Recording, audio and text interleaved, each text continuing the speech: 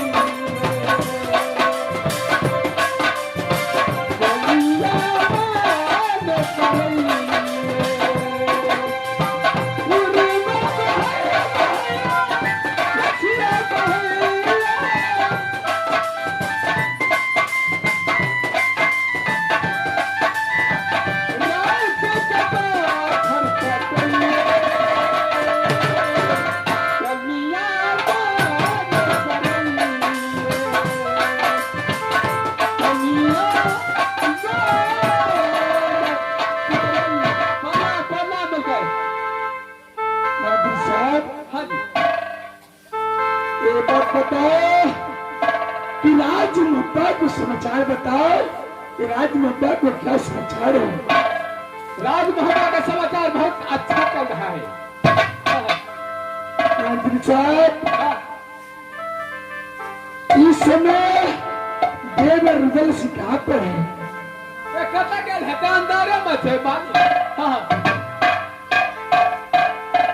तुम जाओ फौरन देवर रुदल को समाज और खबर पहुंचा दो कि भाभी सोना तुम्हें याद किया है, फौरन बुला के लाओ, मुझे कुछ बात ही करना है। हाँ जल्दी जाए।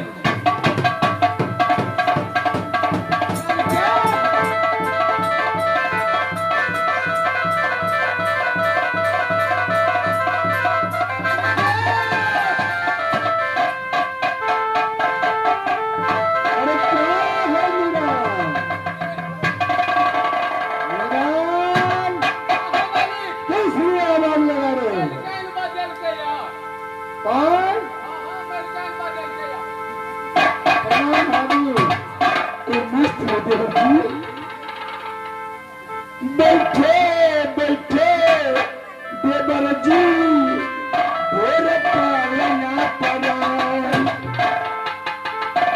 देवर चढ़ाए गुलाबी भीषण बात को बतला।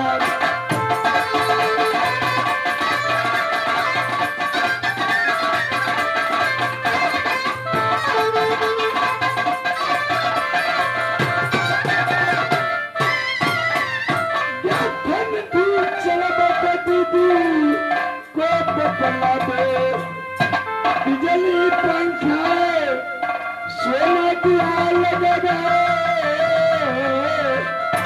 बहुत कुशला राजा मोहब्बत।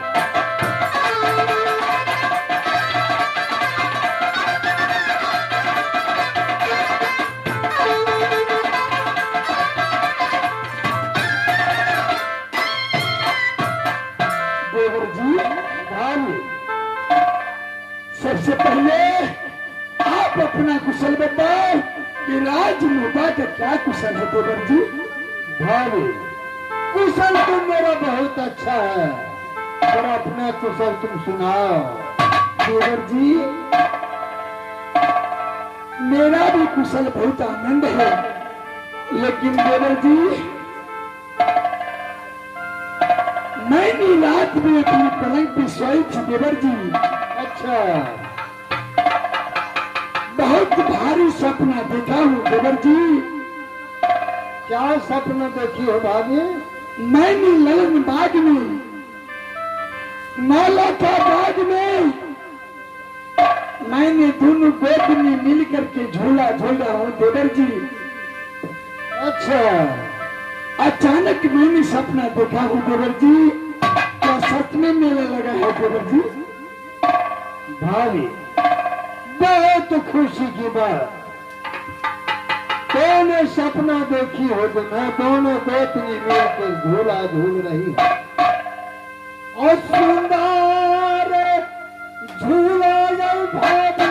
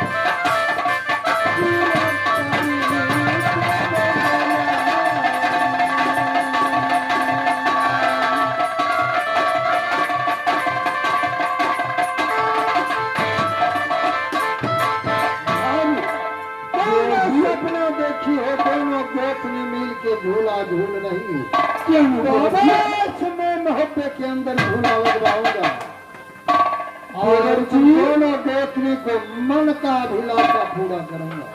देवर जी बोलो, मैं वो सपना नहीं देखा हूँ देवर जी जो नाला के बाग में मेला लगा है। उस मेला को बात कर रही हूँ देवर जी। मैंने वहां का सपना देखा हूँ देवर जी। अरे भाभी तुम इस बातों को भूल जाओ जिस बात का केना करे छ बता देता कुछ मैं तो खींच देता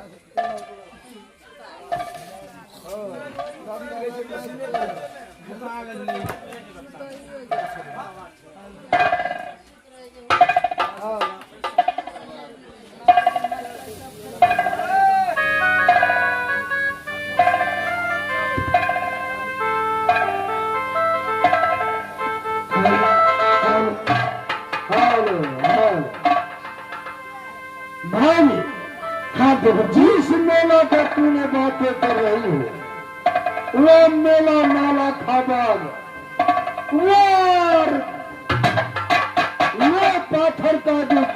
सिंह है, वह मेला लगवाए हैं मौला का बाग में। वह मेला केवल महिला का है, वहाँ पुरुष नहीं जाते। उस मेला में पुरुष नहीं जाते हैं, केवल महिला लोग जाती है झूला झूलने।